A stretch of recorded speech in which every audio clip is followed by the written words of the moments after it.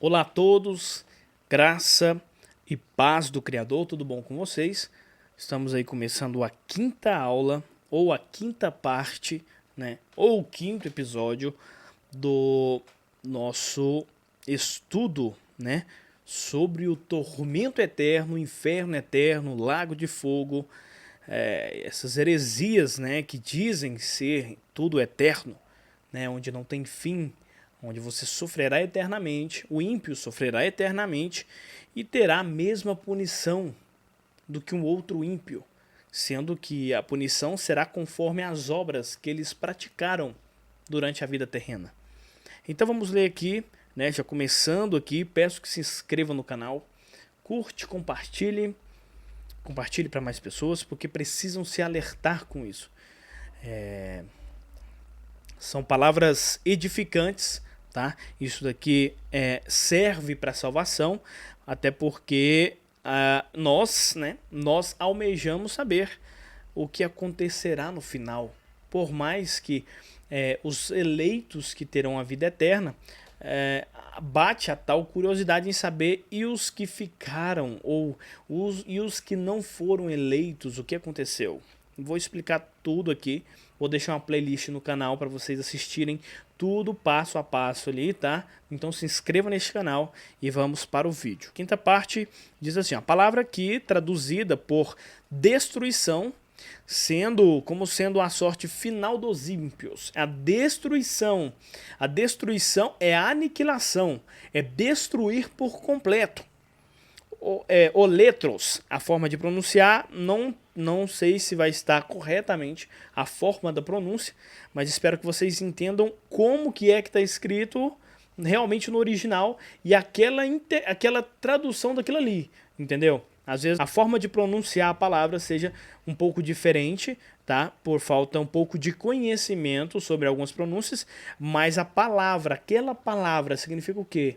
Entendeu? Então, de acordo com o léxico da concordância de Strong, significa, olha aqui, ó, oletro, não sei se assim se pronuncia, de uma palavra primária, olume, que significa destruir de forma prolongada. É uma destruição prolongada. É destruir aos poucos, entendeu? Ruína, destruição e morte. Primeiro A, né, para a destruição da carne, dito de males externos e problemas pelos quais as concupiscências da carne são subjugadas e destruídas.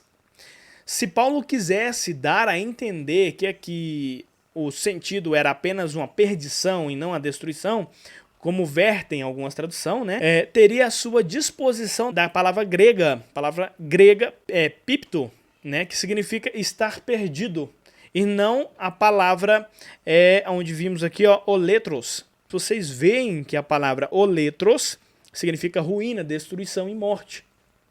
Já a palavra perdição é estar perdido eternamente e assim sofrer eternamente, segundo a heresia, né, de alguns aí dos imortalistas.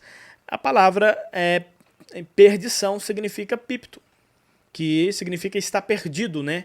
Ou até mesmo polumi, que é a palavra geralmente utilizada quando se refere a perder-se. A palavra mais utilizada é essa, tá? Em algumas traduções, a mais utilizada é essa, perder-se. Aí aqui tem uma pergunta aqui, ó. Qual de vocês que possuindo 100 ovelhas e perdendo uma, não deixa as 99 no campo e vai atrás da ovelha perdida? Perdida no original é apolumi, tá? Até encontrá-la, no original tá apolume, perdição, perdida. A perdição é diferente de aniquilação, destruição, tá? Dos ímpios. E quando a encontrá-la, colocar-a alegremente sobre os ombros e vai para casa. Lucas 15, 4-6. Pois este meu filho estava morto e voltou à vida, estava apolume, que é perdido, e foi achado. Outras traduções também tem, Lucas 15:32, fala, mas nós tínhamos que comemorar e alegrar-nos, porque este seu irmão estava morto e voltou à vida. Estava perdido, estava apolume, e foi achado. Também tem aqui Lucas 19, versículo 10, fala: pois o Filho do Homem veio buscar e salvar o que estava apólume, perdido, é de perdição, não é destruição. Paulo, porém, ao invés de lançar mão da palavra grega que significa perdido, faz questão de utilizar oletros, que significa destruição. Sendo assim, traduzido inclusive pela King James, uma das melhores bíblias que tem, né? Uma das mais fiéis é a King James de 1611. Se você quiser procurar, pode procurar. E pela essa daqui, ó, tá em inglês, tá? O apóstolo, portanto, disse que os ímpios padecerão de destruição eterna. Aqui ele não está falando de apólume, ele está falando de destruição. Ele está falando de oletros. Não se pode conceber um processo de destruição incompleto que não tinha nunca em um processo eterno ou inconclusivo. É evidente que ele se refere a uma destruição com resultado permanente. A destruição já tem que ter um resultado permanente. Paulo não estava contradizendo o Messias ao dizer que os ímpios padecerão de eterna destruição, e não mais de tormento eterno, e sim de destruição, uma eterna destruição, porque o Messias nunca falou sobre um tormento eterno em Mateus 25:46, mas sobre a morte, assim como Paulo, o eterno aionos, que significa eterno, em nada muda esses fatos. É evidente que a destruição dos ímpios não pode ser eterna em sua duração, porque é difícil imaginar um processo eterno, né, e inconclusivo de destruição, sendo que toda destruição ela tem que ser completa, ela tem que concluir-se. Não é uma destruição incompleta que nunca acaba, isso não existe, pessoal. Isso daí foge até da lógica humana, entendeu? A destruição pressupõe aniquilamento, foi o que eu disse nos outros vídeos passados e nesse também. A destruição dos ímpios é eterna, aionos, não porque o processo de destruição continua sendo para sempre, mas porque os resultados são permanentes. Não é que a destruição é para sempre destruídos, mas o resultado da destruição é a morte eterna. Então esse será o processo, esse é o resultado permanente da destruição, da aniquilação. De igual modo, assim como o texto de 2 Tessalonicenses 1:9, a eterna destruição de Mateus 25:46 é eterna porque seus resultados são permanentes, serão destruídos, aniquilados, deixarão de existir. É um castigo que resulta em sua eterna destruição ou aniquilamento. Em Hebreus 6:2, o autor fala de um juízo eterno aionios.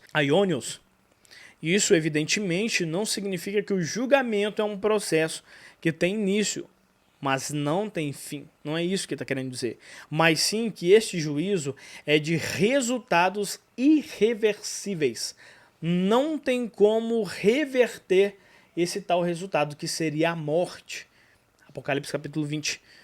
Da mesma maneira, a punição eterna que os ímpios sofrerão é uma punição de resultados eternos, permanentes. Tá?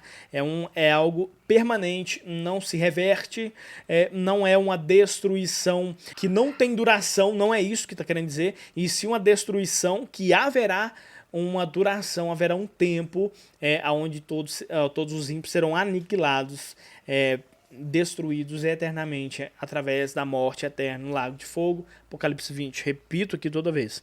O Messias está estabelecendo a antítese do destino final de salvos e perdidos, o que evidentemente é um destino eterno, irreversível, pessoal, irreversível, definitivo para ambos os grupos, tanto para quem vai ter a vida eterna, que vai ter um resultado também eterno, conclusivo, irreversível, que é a salvação eterna, a vida eterna, e tantos para os ímpios que terão o tormento eterno, entre aspas, que dizem ser tormento, mas não é tormento, é castigo, tá? É uma punição, aonde leva, o resultado da punição eterna leva à morte. É o processo, é o resultado que leva à aniquilação, é o resultado permanente. Entendam, tá muito bem claro.